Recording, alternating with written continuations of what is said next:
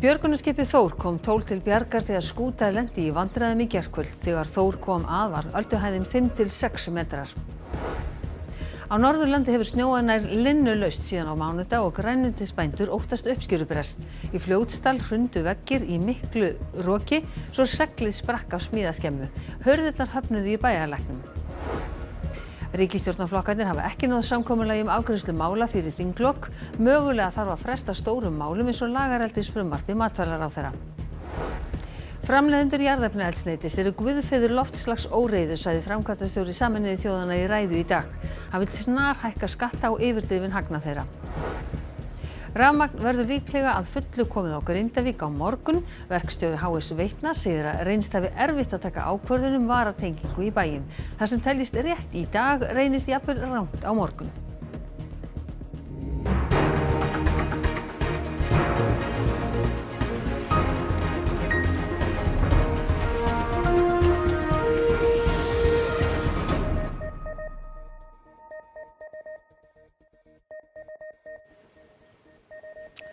Komið þið sæl. Björgunarskipið Þór í Vestmannaeyjum er væntanlegt aftur til Eyja seint í kvöld, tæpum sólarhring eftir að beiðni barst aðstoð. Skúta með 12 manns lenti í vandræðum suður af landinu. Skipstjóri Þór segir fólkið hafi verið fegið þegar víst var að aðstoð væri á leiðinni. Útkallið barst á miðnætti þrátt fyrir leiðindaveður gekk vel að koma fólkinu til hjálpar. Aðstæðurnar voru svo sem ekkert sérstakar. Það var mikill vindur og mikil ölduhæð, 5-6 metrar og mikill veltingur, bæði á skútunni og okkur sjálfur náttúrulega. Hvernig var staðan á fólkinu þegar þið komið að skútunni? Já, sko, fólki var ósælega ánægt að bæði heyri okkur í talstjórn og sjá okkur loksins. Fegið mjög svo þegar tókst að koma línu á milli og byrja að draga þau.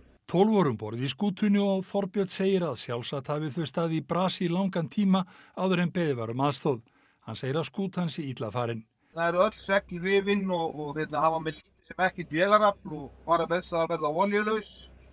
Nú verðum við óhappi að hann fær línu í skrúfuna og missir þar að leiðandi skrúfuna líka og komir á rek. Þorbjörn segir að fólkinu hafi verið kalt í nótt eftir að vélin fór. Einn er lítilsháttar meiddur á hendi. Þið voruð ekki lengi á staðinn, einhverja 3-4 tíma en heimferðin er öllu lengri? Já, hún er talsvert lengri og eins að það bætti verulega í vindinn. Við vorum að sjá vindgustin fara upp í 34 metra tíma í nótt. Hvenær áætlið þið síðan að koma til Vestmannaeyja? Svona gróflega áætlun núna er svona milli 10 og 12 í kvöld, en það gæti orðið að byggja eitthvað aðeins fyrr. Báturinn hjá ykkur, hann dugar vel í þessi verkefni? Já, hann er búinn að reynast alveg gríðarlega vel í þessum aðgerðum og ég hef ekki boðið í þetta verkefni á gamla bátum okkar. Ekkert lát er á vetrarveðri sem skall á landinu norðanverðu í byrjun vikunnar. Garðyrkjubændur vonast til að jurtir lifi undir snjónum en segjast vart muna annað eins veður í júnímánuði. Hret í byrjun júní er landsmönnum vel kunnugt en að snjó kyngi niður dögum saman og hríðarbyljir valdi samgöngutruflunum í lengri tíma, það er fólki ekki í eins fersku minni. Á Norðausturlandi hefur mok snjóað og sumstaðar mælst yfir 40 cm jafnfallinn snjór. Þjóðvegur 1 milli Norður- og Austurlands hefur verið lokaður frá því á mánudagskvöld vegna ófærðar og verður sennilega ekki opnaður í dag. Ábúendur á Ósi í Hörgársveit uppskera iðulega 10 tonn af gulrótum og rófum á ári en nú er óvíst hvort grænmetið þoli langdregið hretið. Ég er sem sagt búin að sá hérna gulrótum, það er dúkur hérna undir snjónum og gulrótna fóru niður 20. maí, það hefur aldrei gerst svona seint og við bara sáðum ofan á klaka. Þannig að ég er svona vonast núna til að þær séu ekki búin að spíra því að ef það eru farnar að spíra þá eru það döðar. Sé gulróta uppskera þeirra ónýt eru einhverjar milljónir farnar í súginn. Þau selja einnig sumarblóm og gátu bjargað þeim ásamt hluta af forræktuðu grænmeti í skjól frá veðrinu, sem hefur ekki þurft að grípa til áður á þessum árstíma. Við erum búin að vera í 7 ár og það hefur kannski komið eitthvað smá hret í hálfan dag eða eitthvað en ekki til líkingu við þetta. Á Sílastöðum nær Akureyri er nýlega búið að setja niður 35 tonn af útsæði.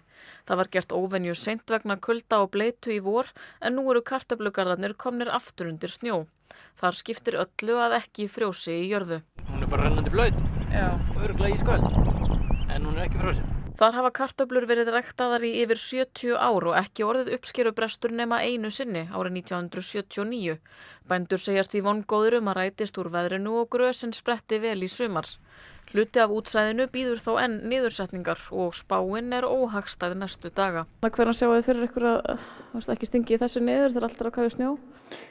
Nei, mér finnst bara líklegt að það verði lok júní, miðjan júní, lok júní. Og sleppur það alveg til svona meðan við ykkar uppskeruplön? Vonandi. Mikið tjón varð á smíðaverkstæði í Fljótsdal þegar veggur hrundi í roki og vindurinn sprengdi upp seglskemmu. Þetta í annað sinn sem smiðurinn sem á skemmuna verður fyrir stórtjóni.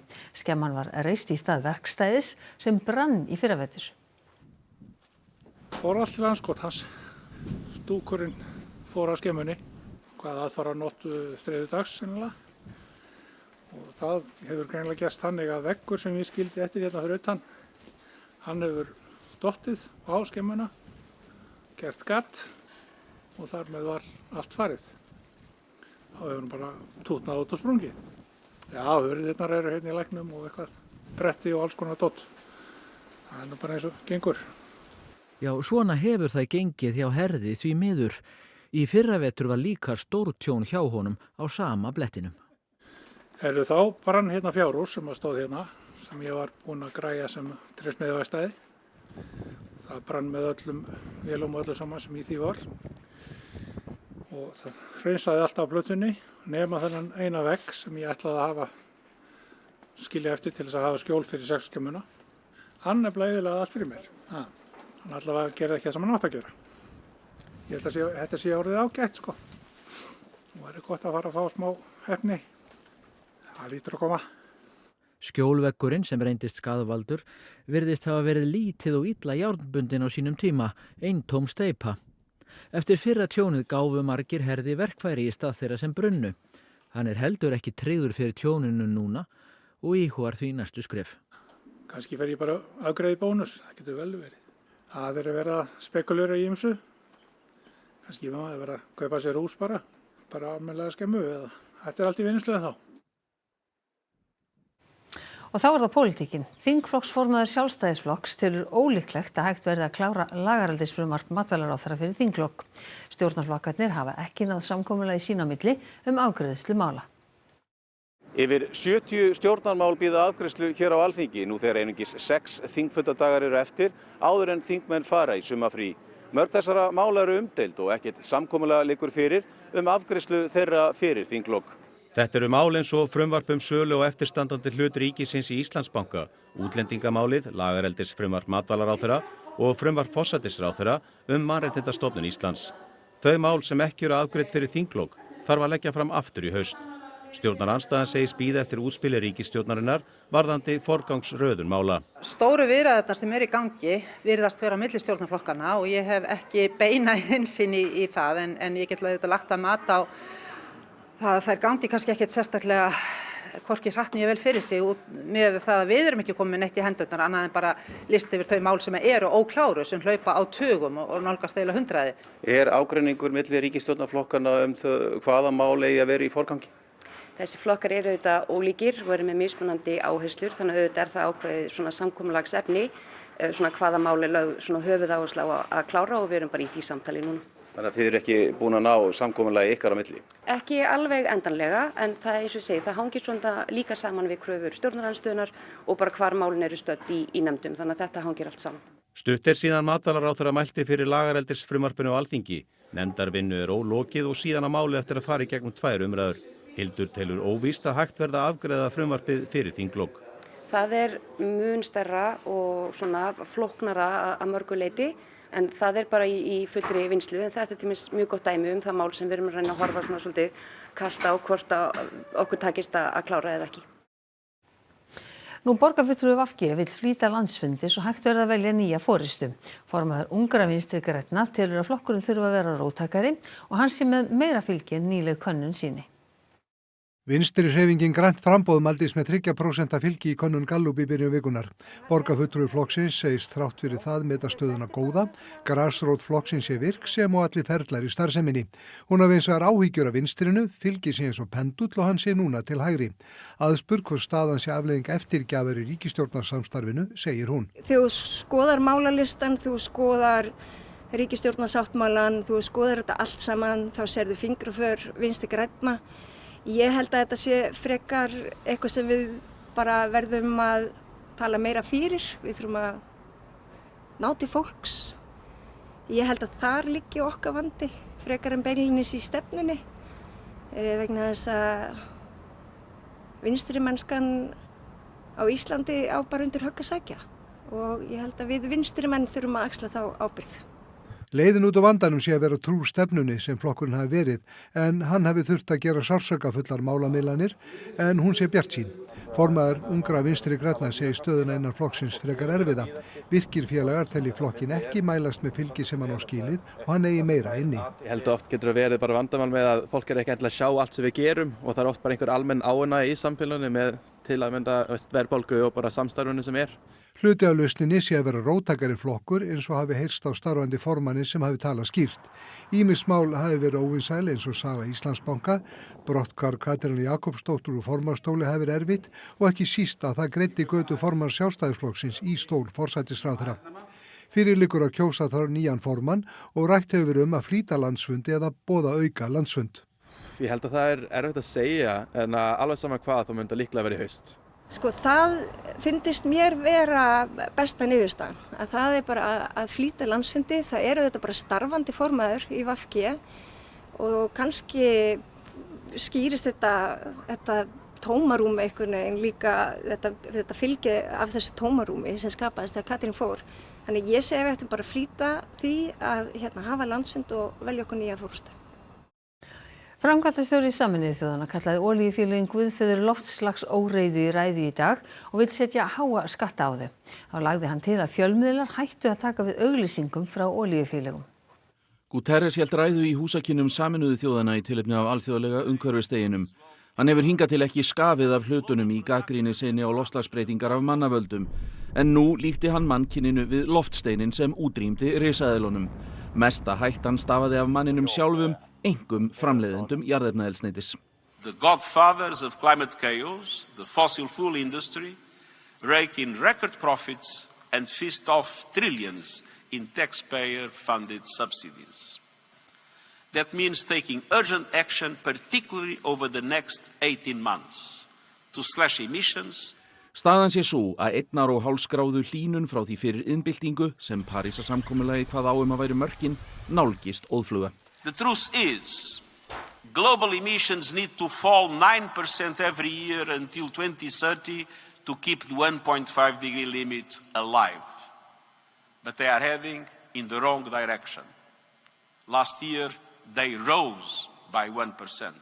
Nýliðin maí var svo hlýjasti í sögunni og nú hefur mánaðar hitamet verið slegið 12 sinnum í röð. Guterres vill að G7 og G20 ríkin beiti sér og leggur einnig til að framleiðendunum verði bannað að auglýsa jarðefnaeldsneyti líkt og tóbaksframleiðendum á sínum tíma. It's time to put an effective price on carbon and tax the windfall profits of fossil fuel companies. It is we the peoples versus the polluters and the profiteers. Together we can win. But it's time for leaders to decide whose side they're on. Tomorrow it will be too late. Verkstjóri HS Veitna segir ekki hægt að fullyrða hvort hefði átt að vera búið að leggja varaaflstreng til Grindavíkur.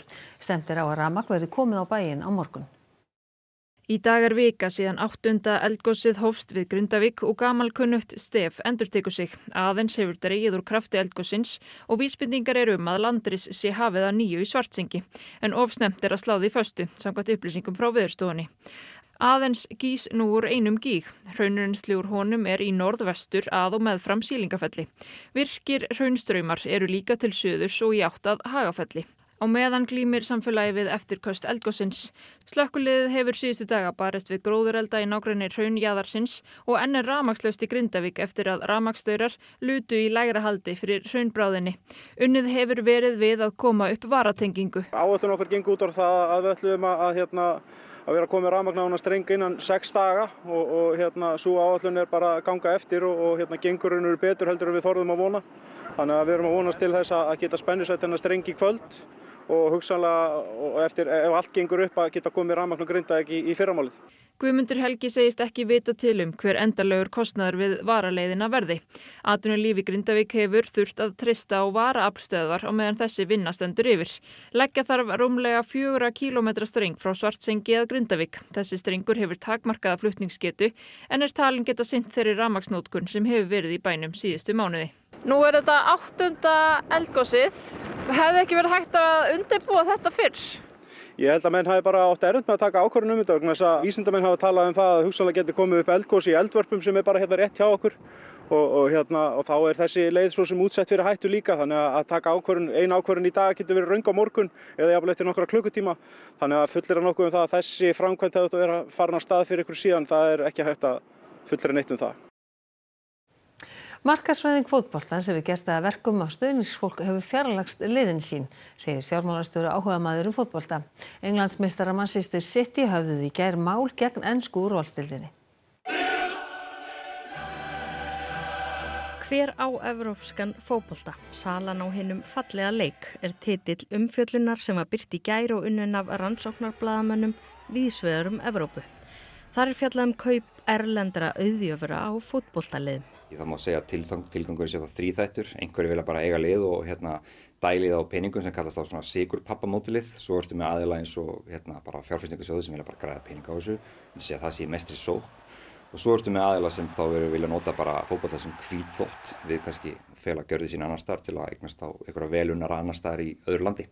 Í rannsókninni kemur fram að stuðningsfólk hafi í mörgum tilfellum fjarlægst liðin sem það styður. Vegna þess að markaðsvæðingin fótboltans hefur gert það að verkum að það er allt orðið dýrari í kringum þetta og liðin sjálf sjá það að það er betra að fá túrista á völlin sem eyða þá töluvert meiri fjárhæðum í kringum leikina heldur en hefðbundið stuðningsmaður sem kannski keypti bara meðan og kannski einhverja lágmarksveitingar áður fyrr. Í gær var greint frá því að Manchester City hefði höfðað mál gegn ensku úrvalsdeildinni. Liðið er í eigu City Football Group sem á 12 önnur lið og er að mestu í eigu sjóðs varaforseta Sameinuðu arabísku furstadæmanna. Málið snýst reglur deildarinnar þess efnis að félög megi ekki fá auglýsingatekjur frá fyrirtækjum sem eigendur félagana eiga. Þessar reglur voru settar í desember 2021 þegar að Newcastle var að fara undir hatt Sádi arabíska ríkisins og þá töldu menn að þetta verið nauðsynlegt að stemma stigum við þetta. Flugfélagið Etihad er aðal styrktaraðili í Manchester City og sami eigandi á bæði félög. Þeir eru virkilega ósáttir við þetta og telja á sig halla. Þeir telja að þetta sé einfaldlega ólöglegt samkvæmt breskum lögum. En City á líka yfir höfði sér ásakanir 115 brot á reglum deildar. Þeir hafi að kostnaður sem átti að falla á félagið, hann hefði verið greiddur frá í rauninni félögum í eigu eigenda City. Ekki þá fallið á félagið, þetta er í rauninni eigu bara greiðslu sem átti að berast þjálfara og vissum við þessar eftirlitsstofnunar. Við erum að færa stuðningsmenn nær klúbbunni sem aftur sem er kannski í takti við það sem rannsóknin sem við sáum í gær er svolítið að taka út. Þannig að ég held að kannski að það megi eitthvað skerpa á þessu módeli og það er ekki ástæðulausu að sé verið að birta þessar skýrslur og breska þingið séð þeirri vinnu sem þeir eru í. Úr fótbolta og peningum í menninguna. Já, hvernig að vera leikari og fá ekki handriti í hendurnar fyrir sýning hefst? Það skal ósagt látið, en Benedikt Sigurðsson fréttamaður er í Tjarnarbíói. Já, kannski að hann hafi svarið, Benedikt? Nei, ég hef ekki svarið, en veistu hvað? Spurningin er mjög góð og ofan í kaupið, þá veit ég sjálfur ekki heldur hvað ég hafði alltaf meira að segja áður en ég fór í þessa útsendingu. En það er svona í samræmi við eðlið þess leikrit sem hefur verið að setja hér upp í þessum sal hérna við hliðina á mér, en leikkonan hins vegar hérna sem stendur mér við hlið, hún er lærið í spuna. Hvað ertu búin að koma þér í? Ég veit það ekki alveg og ég er ekki lærið í spuna. Það eru 5 ár síðan ég steig á sviði leikverki og hérna nú stígu ég í óvissuna. Það er víst kassi og eitthvað kemur upp úr honum og síðast þegar ég lék í leikriti þá þurfti ég ekki mikið á lesglerum að halda.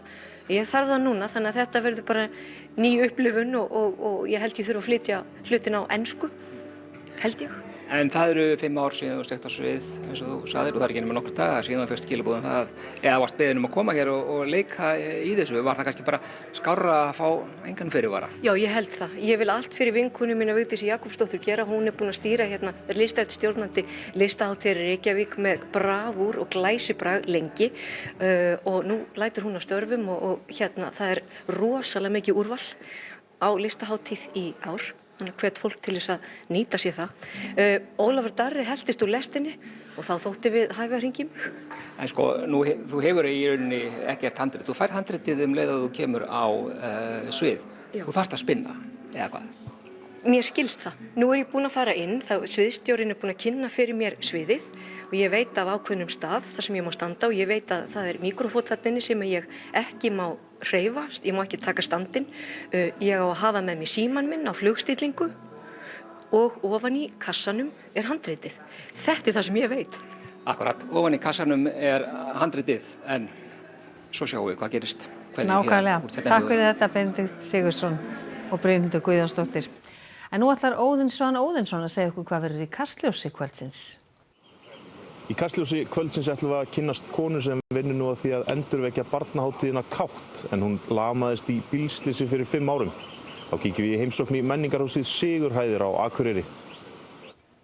Og þá að veðri, norðvestan 13 til 25 metrar á sekúndu í kvöld og í nótt, hefur hvassast suðaustan til en hægari vindur vestanlands. Slitt eða rigning nærri sjávarmáli og á norður- og austurlandi og snjókoma inn til landsins. Víða norðan og norðvestan 10 til 18 á morgun en 18 til 23 norðvestan til annað kvöld.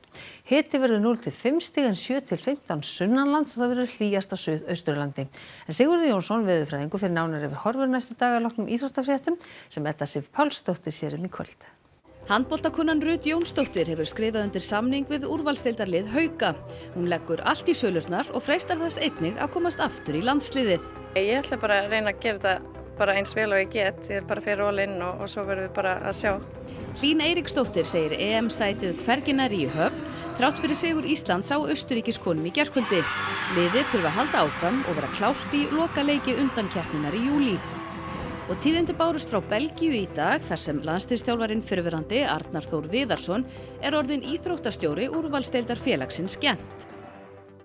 Og það var helst í þessum fréttatíma að björgunarskipið Þór kom 12 til bjargar þegar skúta lenti í vandræðum í gærkvöld. Þegar Þór kom að var ölduhæðin 5 til 6 metrar. Á Norðurlandi hefur snjóað nær linnulaust síðan á mánudag og grænmetisbændur óttast uppskerubrest. Í Fljótsdal hrundi veggur í miklu roki svo seglið sprakk af smíðaskemmu. Hurðirnar höfnuðu í bæjarlæknum. Ríkisstjórnarflokkarnir hafa ekki náð samkomulagi afgreiðslu mála fyrir þinglok. Mögulega þarf að fresta stórum málum eins og lagareldisfrumvarpi matvælaráðherra. Framleiðendur jarðefnaeldsneytis eru guðfeður loftslagsóreiðu, sagði framkvæmdastjóri Sameinuðu þjóðanna í ræðu í dag, að vill snarhækka skatta á yfirdrifinn hagnað þeirra. Rafmagn verður líklega að fullu komið á í Grindavík á morgun. Verkstjóri HS Veitna segir að reynist hafi erfitt að taka ákvörðun varatengingu í bæinn. Það sem teljist rétt í dag reynist jafnvel rangt á morgun. Þessum fréttatíma er að ljúka og það er komið að íþróttum, veðri og Kastljósi. Það eru næst fréttir í útvarpi og sjónvarpi klukkan 10 í kvöld og nýjustu fréttir má alltaf finna inn á RÚV.is. En við ætlum að segja þetta gott að sinni. Verið sæl.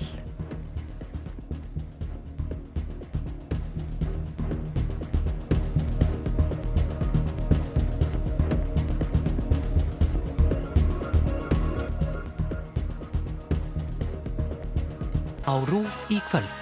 Sænsk tíska. Sænskir heimildaþættir frá 2022 þar sem farið er yfir tískusögu Svíþjóðar frá 1960 til dagsins í dag. Tölum tónlist.